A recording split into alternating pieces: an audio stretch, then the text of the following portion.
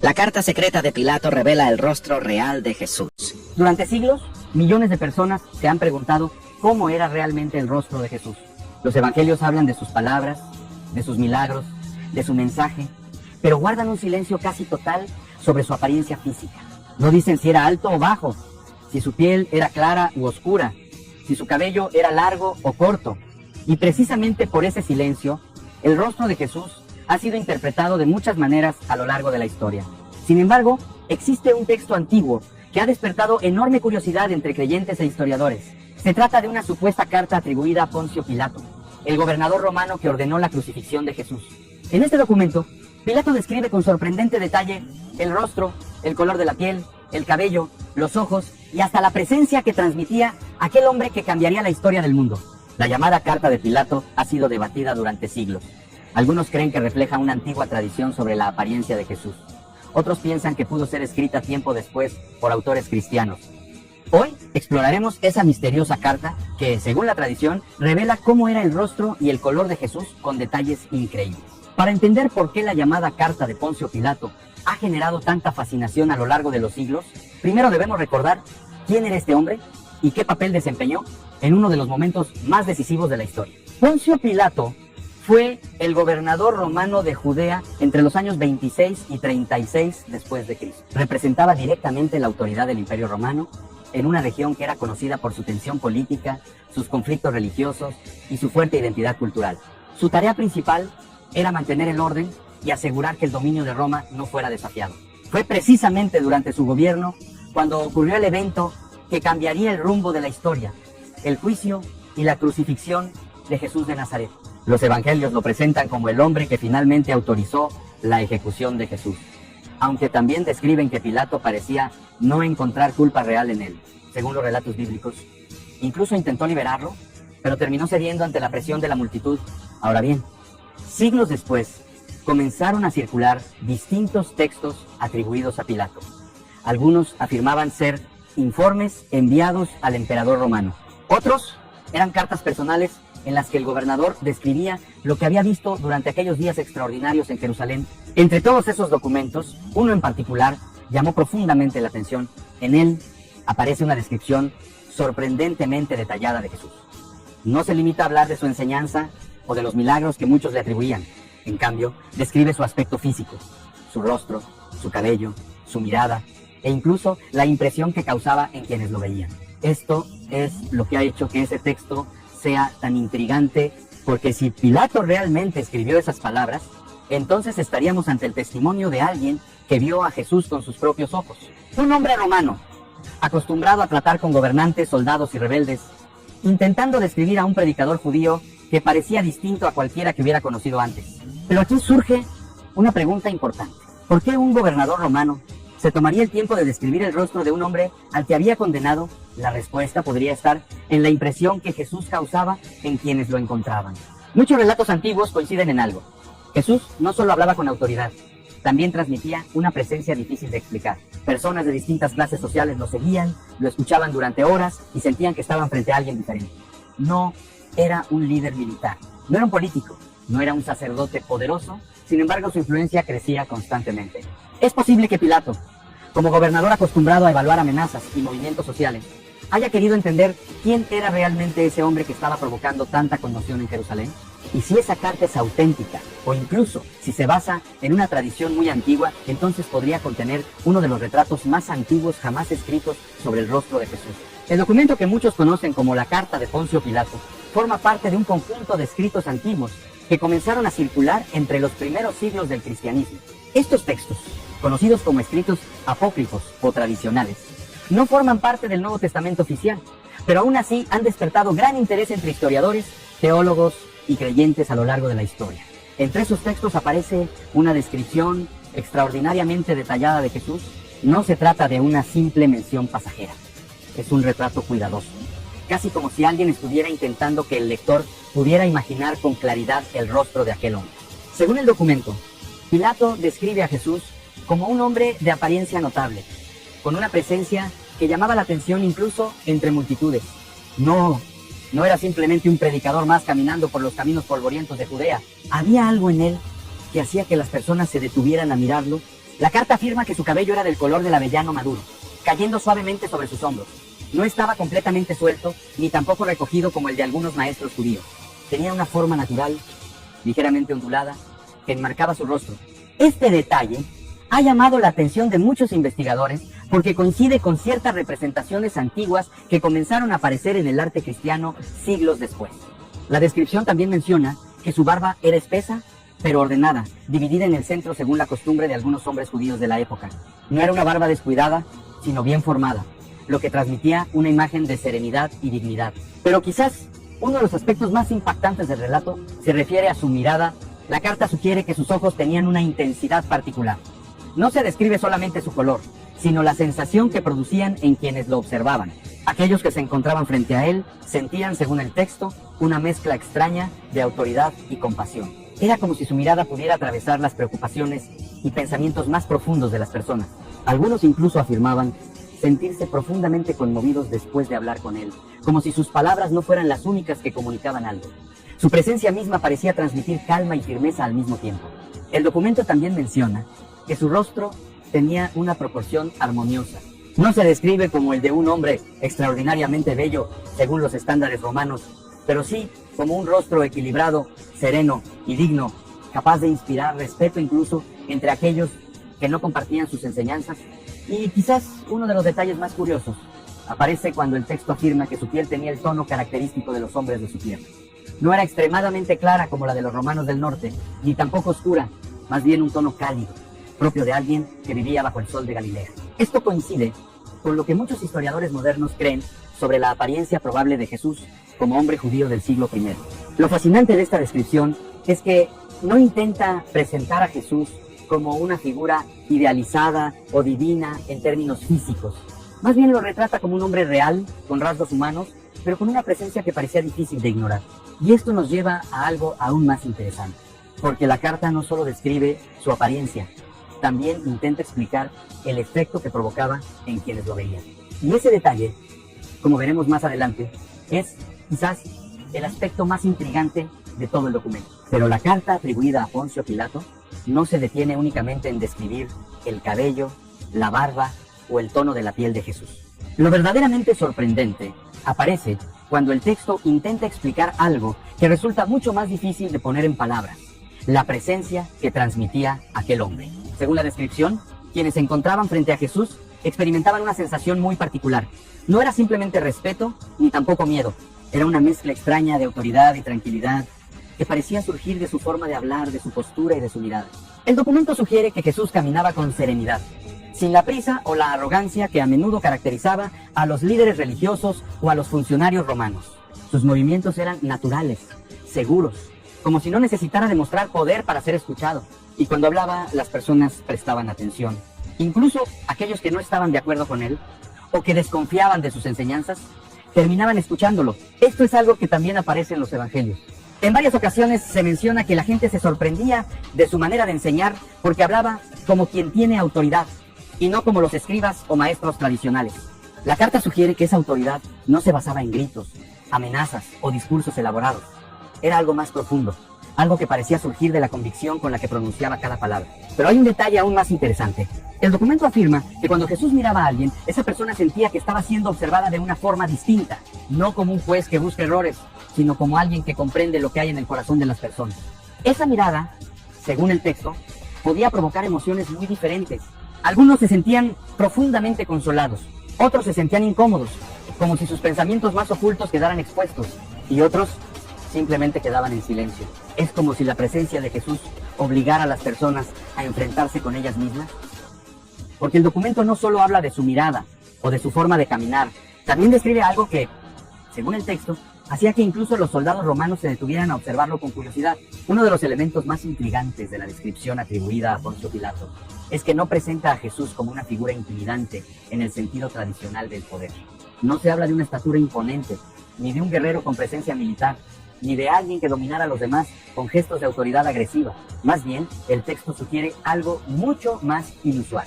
Según la carta, Jesús tenía una forma de comportarse que generaba respeto sin necesidad de imponerlo. Su presencia parecía provocar silencio de manera natural. No porque las personas tuvieran miedo, sino porque sentían que estaban frente a alguien digno de ser escuchado. Este detalle resulta particularmente interesante si recordamos el contexto histórico. En la Judea del siglo I, los líderes religiosos solían mostrar su autoridad mediante títulos, vestimentas especiales y demostraciones públicas de conocimiento. Los gobernantes romanos, por su parte, utilizaban el poder militar y la jerarquía para hacerse respetar. Jesús, en cambio, no encajaba en ninguno de esos modelos. No llevaba las vestiduras elaboradas de los sacerdotes del templo. Tampoco tenía escoltas o soldados que lo protegieran. Caminaba entre pescadores, campesinos y personas comunes. Sin embargo, según muchos relatos antiguos, cuando hablaba la multitud, se detenía. La carta atribuida a Pilato parece captar precisamente esa contradicción. Describe a un hombre cuya apariencia no buscaba impresionar, pero cuya manera de estar presente producía una impresión profunda, como si su autoridad no dependiera de símbolos externos, sino de algo más interior. El documento también menciona que su rostro mostraba una expresión serena, incluso en momentos de tensión. Esto es particularmente llamativo si pensamos en los últimos días de su vida, cuando fue interrogado, acusado y finalmente condenado. En lugar de reaccionar con rabia o desesperación, los relatos antiguos coinciden en que Jesús mantenía una actitud tranquila, casi contemplativa. Para un gobernador romano acostumbrado a ver a prisioneros suplicando por su vida o reaccionando con furia ante una condena, ese comportamiento debió resultar desconcertante. Y quizá por eso la carta intenta describirlo con tanto cuidado. El texto sugiere que su expresión facial combinaba firmeza con una especie de compasión difícil de explicar. No era la mirada fría de un juez ni la dureza de un soldado. Más bien transmitía la sensación de alguien que comprendía el sufrimiento humano. Ese tipo de presencia podía generar reacciones muy distintas. Algunos se sentían atraídos por su mensaje y lo seguían de ciudad en ciudad. Otros, especialmente ciertos líderes religiosos, lo veían como una amenaza que podía alterar el orden establecido. Y precisamente ahí comienza a aparecer el conflicto que terminaría llevando a Jesús frente al tribunal de Pilato. Porque cuanto más crecía su influencia entre el pueblo, más preocupación generaba entre quienes temían perder su autoridad o provocar disturbios ante Roma. Para el gobernador romano, cualquier movimiento que pudiera transformarse en una rebelión debía ser observado con atención. Sin embargo, cuando Pilato finalmente tuvo a Jesús frente a él, el hombre que encontró no parecía un agitador político ni un líder militar. Era algo mucho más difícil de clasificar. Y esa impresión, según la tradición de esta carta, fue lo que llevó al gobernador a observarlo con una atención inusual, intentando comprender quién era realmente ese hombre, cuyo rostro y presencia parecían tan distintos de los demás. A medida que el documento continúa, la descripción atribuida a Poncio Pilato comienza a centrarse en un detalle que resulta especialmente revelador: la forma en que Jesús se relacionaba con las personas que lo rodeaban. No se trataba solamente de su apariencia o de la serenidad que transmitía su rostro. Lo que realmente parecía sorprender a quienes lo observaban era la manera en que interactuaba con hombres y mujeres de todo tipo. En la Judea del siglo I, la sociedad estaba marcada por profundas divisiones. Existían barreras religiosas, sociales y culturales muy claras. Los sacerdotes mantenían distancia de los pecadores. Los líderes religiosos evitaban relacionarse con quienes eran considerados impuros. Incluso dentro del propio pueblo judío existían diferencias muy marcadas entre clases sociales, pero según muchos testimonios antiguos, Jesús rompía constantemente esas barreras. Hablaba con pescadores y campesinos con la misma naturalidad con la que respondía a los estudiosos de la ley. Se detenía a escuchar a los enfermos, a los marginados y a las personas que la sociedad había dejado de lado. Este comportamiento no era común para alguien que comenzaba a ganar fama como maestro religioso. Muchos líderes preferían rodearse de discípulos respetables o de personas influyentes que fortalecieran su reputación. Jesús, en cambio, parecía acercarse precisamente a aquellos que nadie más quería ver. La carta atribuida a Pilato menciona que este aspecto también llamaba la atención de quienes lo observaban desde la distancia. No era habitual que un predicador con tantos seguidores dedicara tiempo a personas consideradas insignificantes dentro del orden social, y sin embargo, Jesús lo hacía constantemente. Para algunos, esto era una señal de compasión extraordinaria. Para otros, especialmente ciertos sectores religiosos, resultaba profundamente escandaloso. ¿Cómo podía alguien que hablaba de Dios sentarse a la mesa con pecadores? ¿Cómo podía un maestro respetado tocar a los enfermos o conversar públicamente con personas consideradas impuras? Estas preguntas comenzaron a circular cada vez con más fuerza entre quienes veían crecer su influencia. Desde la perspectiva de las autoridades religiosas, el problema no era solo lo que Jesús enseñaba, también era lo que representaba su forma de actuar. Su comportamiento parecía desafiar normas que habían existido durante generaciones, pero para la gente común, aquello resultaba increíblemente poderoso. Muchos sentían que por primera vez alguien los miraba con dignidad, sin desprecio ni superioridad. Y esa conexión directa con el pueblo fue probablemente una de las razones por las que su fama se extendió tan rápidamente por Galilea, Judea y las regiones cercanas. Multitudes comenzaron a reunirse para escucharlo. Algunos buscaban sanidad, otros querían oír sus parábolas, y muchos simplemente sentían curiosidad por conocer al hombre del que todos hablaban. Para un gobernador romano encargado de mantener el orden, un movimiento que reunía multitudes siempre era motivo de atención. Pero cuando Pilato finalmente escuchó hablar de Jesús, lo que llegó a sus oídos no fue la descripción de un rebelde armado ni de un agitador político. Lo que escuchó fue algo mucho más extraño. Un hombre que hablaba del amor, del perdón y de un reino que no parecía pertenecer a este mundo. Y cuando ese hombre fue finalmente llevado ante su tribunal, Pilato se encontró cara a cara con alguien que no encajaba en ninguna de las categorías que Roma conocía. Cuando finalmente llegó el momento del interrogatorio, el encuentro entre Poncio Pilato y Jesús debió ser uno de los momentos más tensos y extraños que el gobernador romano había experimentado en su carrera. Pilato estaba acostumbrado a juzgar a criminales, rebeldes y agitadores. La provincia de Judea no era precisamente tranquila. Con frecuencia aparecían líderes que prometían liberación del dominio romano o que incitaban al pueblo a la rebelión. En esos casos, el procedimiento era claro: interrogatorio rápido, veredicto firme y castigo ejemplar. Pero el hombre que tenía delante no se comportaba como ninguno de ellos. Los relatos antiguos coinciden en algo que debió resultar desconcertante para el gobernador. Jesús no intentó defenderse con largos discursos, ni trató de convencer a Pilato de su inocencia con argumentos elaborados. Tampoco mostró miedo evidente ante la posibilidad de la condena. Respondía con pocas palabras, a veces incluso con silencio. Para un magistrado romano, el silencio de un acusado podía interpretarse de muchas formas.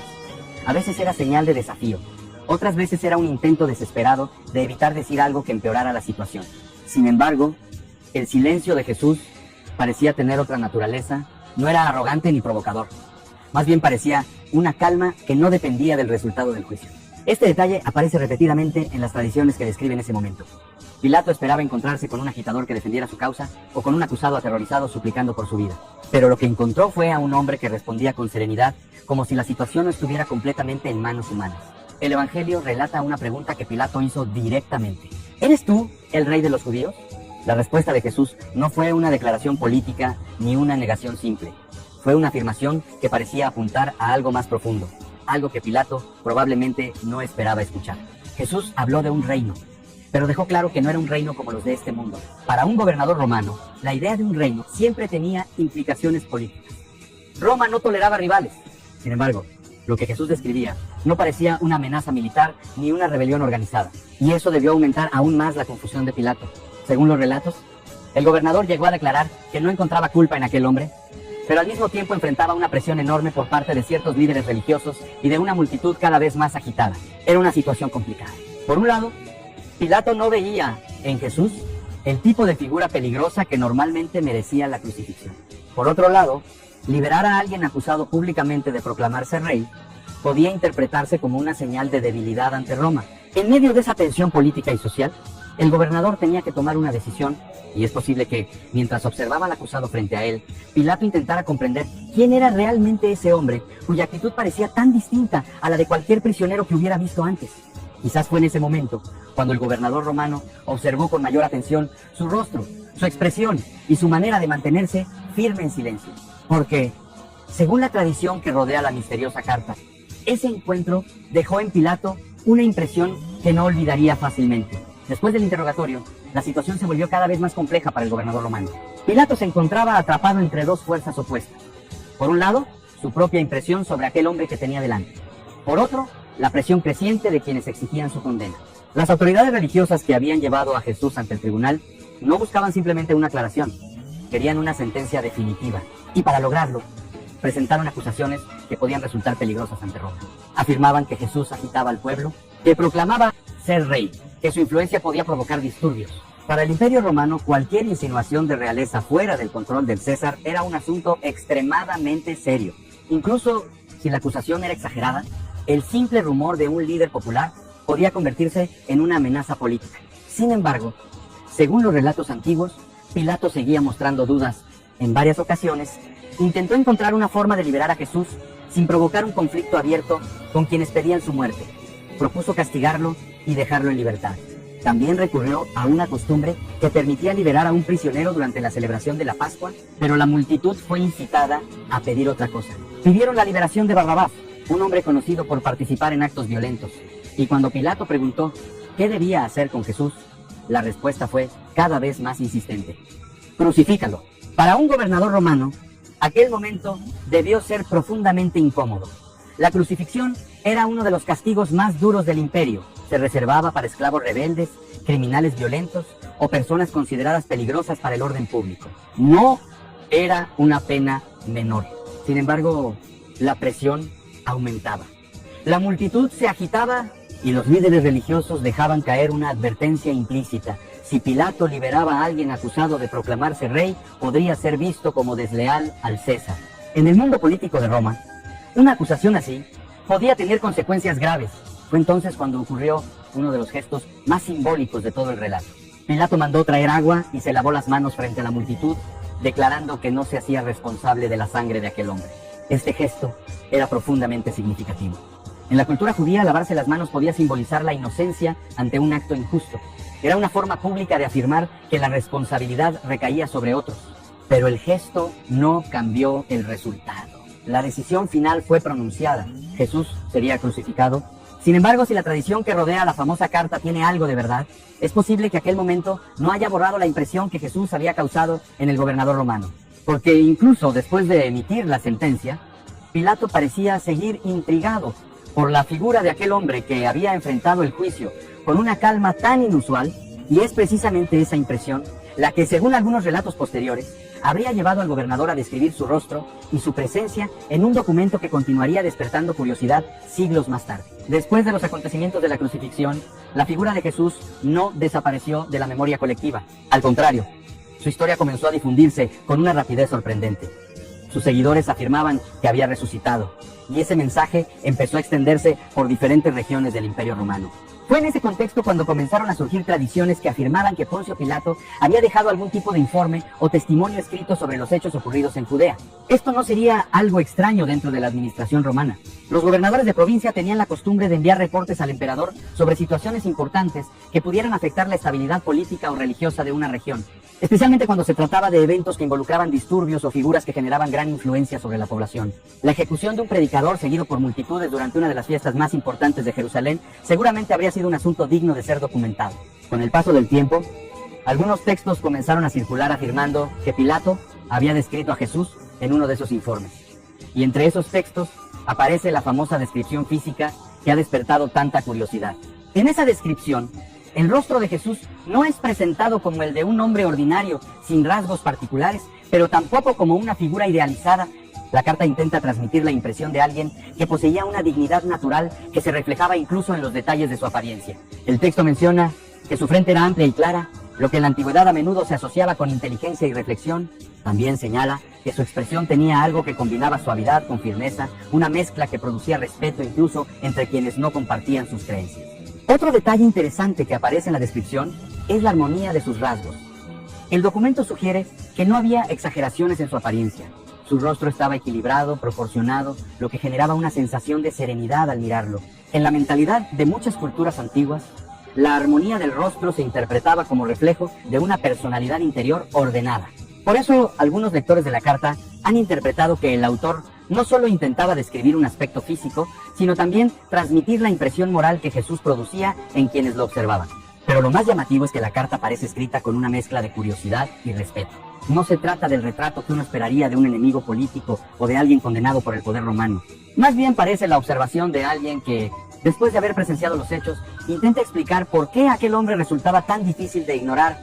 Si realmente fue Pilato quien escribió esas palabras, entonces estaríamos frente a la mirada de un gobernador romano tratando de comprender a un personaje que escapaba a las categorías habituales del poder, la religión o la política, y esa mirada externa, la de un funcionario del imperio, es precisamente lo que hace que esta carta resulte tan fascinante para quienes la han estudiado durante siglos. Porque no intenta describir a Jesús desde la fe de un discípulo, sino desde la perspectiva de alguien que lo vio desde fuera y aún así sintió que había algo extraordinario en él.